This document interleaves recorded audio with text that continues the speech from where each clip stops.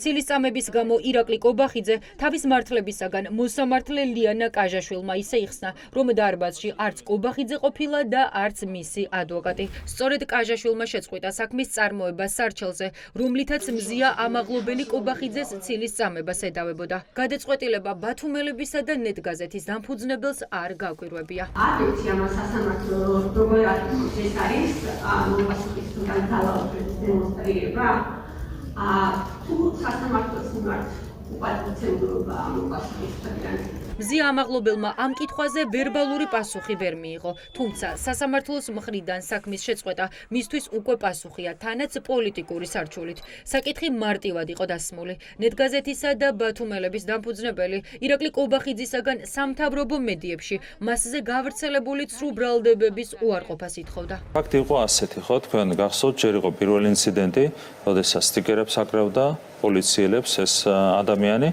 შემდეგ მოხდა მისი დაკავება, შემდეგ პირობით გათავისუფლება და როგორც კი გარეთ გამოვიდა პოლიციელს მან სახეში გაარტყა ხელი. ეს ინტერვიუ იმედი ლაივის ეთერში 2025 წლის 29 იანვრით თარიღდება. ეს სწორედ ის დროა, როდესაც მზია ამაღლობელი შიმშილობის მე-18 დღეს ითვლის. როგორც ჩანს, ცრუ ბრალდებებისაგან თავის შეკავება კობახიძეს ვერცამ გარემოება მაიძულა. იურიდიული განათლების მქონე პრემიერს ჟურნალისტმა დღეს უდანაშაულობის პრეზუმფცია შეახსენა. მთელ ამ პროცესს კი ბედის ირონია უწოდა. ბედის ირონია მგონია იმიტომ, რომ სასამართლომ უნდა იმსჯელოს ამ დასაშლებაზე არის სიტყვის და გამოხატვის კანონიდან გამომდინარე. ამ დავის ავტორი ვარ მე მოსახლეობის მხარე. ანუ ადამიანი, რომელიც მიუკერძებელ მედიას წარმოადგენდა, ადამიანი, რომელიცაც ყველაზე დიდებული და ხასეული რამ არის გამოხატვის თავისუფლება და ჩემი ცნობიერი ესე ვთქვათ ცხოვრება, საჯარო დებატების და დისკუსიების გაძლიერება და მუშაობა.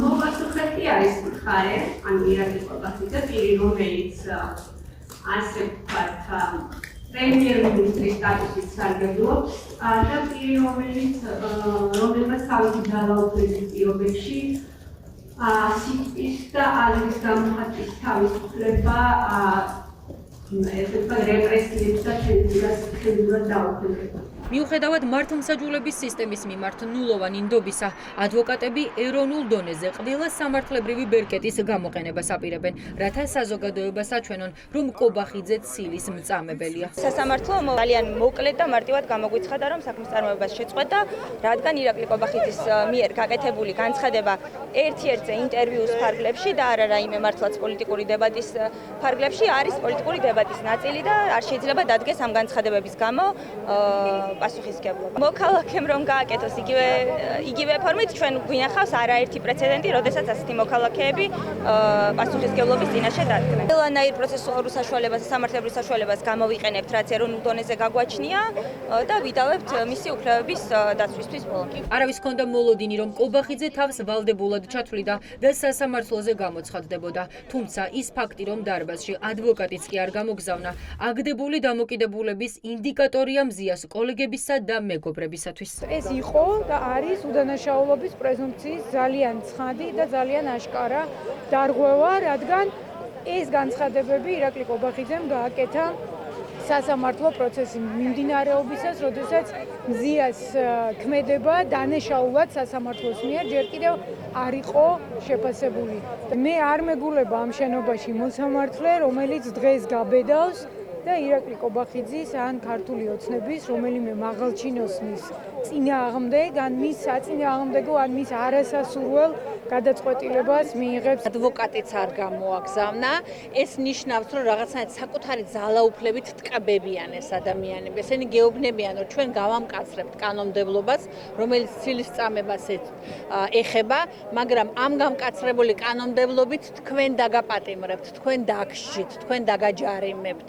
ჩვენ თვითონ ეს არ შეგვეხება. აი ეს იყო პირდაპირ ესეთი განაცხადი, ის რომ მეორე მხარეს ის ადგილი იყო აბსოლუტურად ცალრიელი, რომ აი ზედაც არ შემოგხედავთ, არაფრად არ გაგდებთ. ეს პირველი. მეორე ის რომ მათ ეშინიათ მზიას სიტყვები აი ესე პირდაპირ არ გაჟღერდეს, მზიას ძალის ეშინიათ, რომელიც მან უკვე დაამტკიცა, ხედავს რამხელა ძალა აქვს ამ ერთ ადამიანს და ამ ერთი ადამიანის უკან მდგომ უზარმაზარ ძალას, რომელიც არის მთელი ეს ჟურნალისტური გილდია, მთელი ეს ადამიანები, რომელნიც მას უმაგრებენ ზურგს.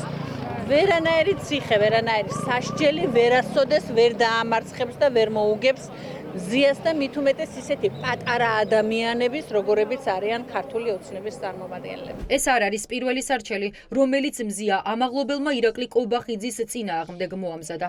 ამავე საფუძვლით ნეტგაზეთისა და ბათუმელების დამფუძნებელმა აქამდეც მოითხოვა კობახიძისაგან ცილის მწამებლური განცხადებების უარყოფა, თუმცა ამაოდ.